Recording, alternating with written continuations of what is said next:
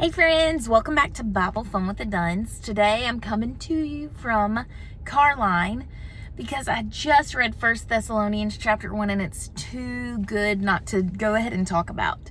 So this is the Carline Chronicles. So Paul's writings are some of my very favorites. Some people don't love him as much as I do, but I love him and I feel like I get his heart. I feel like the people that don't love him don't really get him, but I guess that's something that we'll deal with one day when we get to heaven and we can actually get to know him.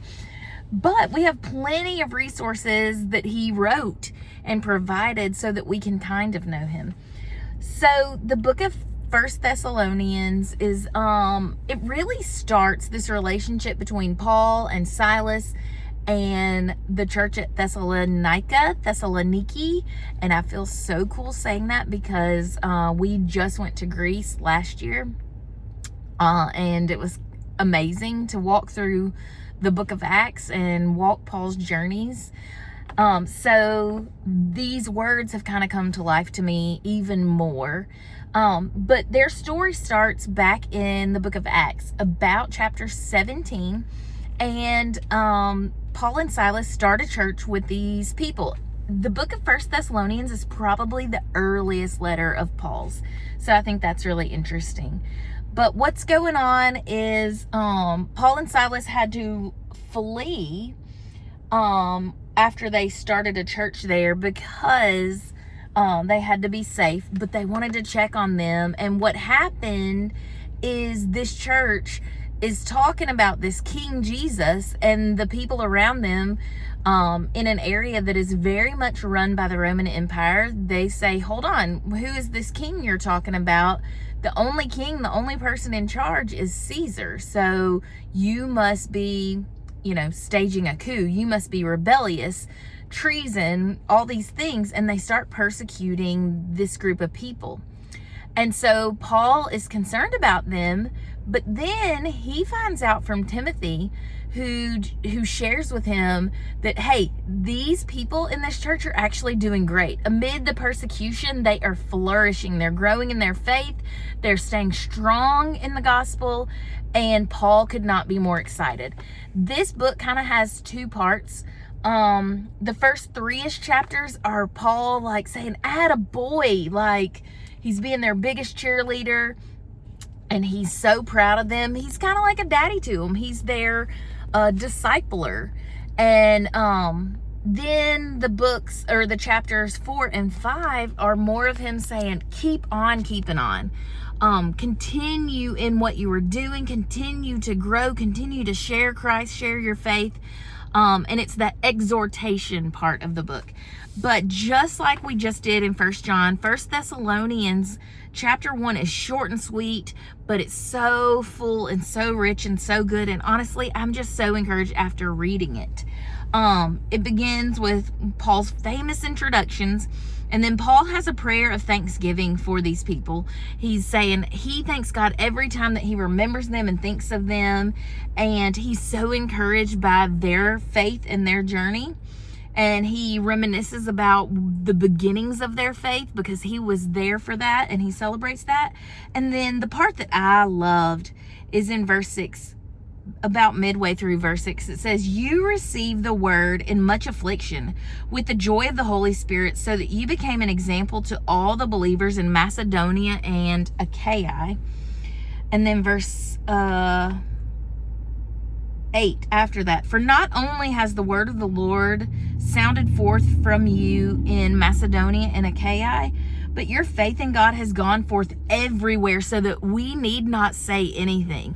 Okay, everything that was defined in 1 John that we were just talking about, evidently that is exactly how these people in Thessalonica are living. Their walk is so loud, it's speaking volumes. Just their actions, just their deeds, not even what they're having to say. They haven't even gone to places where their reputation goes before them and they hear about these followers of Christ. And so Paul could not be more excited as the one who led them and pointed them to Jesus and to the gospel. And so he is so pleased and so excited. And then my very favorite part, just personally, I'm putting this in my journal for today because this is convicting, and it's who we should be as believers. It's the very last verses of chapter 1. It's about halfway through verse 9. It says, "You turn to God from idols to serve the living and true God, and to wait for his Son from heaven, whom he raised from the dead, Jesus, who delivers us from the wrath to come." He is walking through their history together from the beginning of their salvation, where he was, and he introduced them to Jesus. And he celebrates how they have been walking, and he is saying, keep on going. He's reminding them, you used to be completely different. You worshiped pagans, you worshiped idols, but you've turned from that, and you've found the one true God, and now you are waiting for his return. You are waiting for his Son to return from heaven, the one he raised from the dead, who is Jesus, and he's the one who's going to deliver us from the wrath to come. This is where we are still. If they thought the return was so soon back then, think of how close we are now. It's kind of something we laugh about and joke about, because Jax just recently said, like, they've been saying forever that Jesus is coming back. And we talked about, hey, they've been saying that since Pentecost. They've been saying that since, yes, as soon as Jesus left, they are awaiting his return, anticipating it, and they are living faithfully. And that's who we are to be. This should be all the stories of the children of God. We have turned from our idols.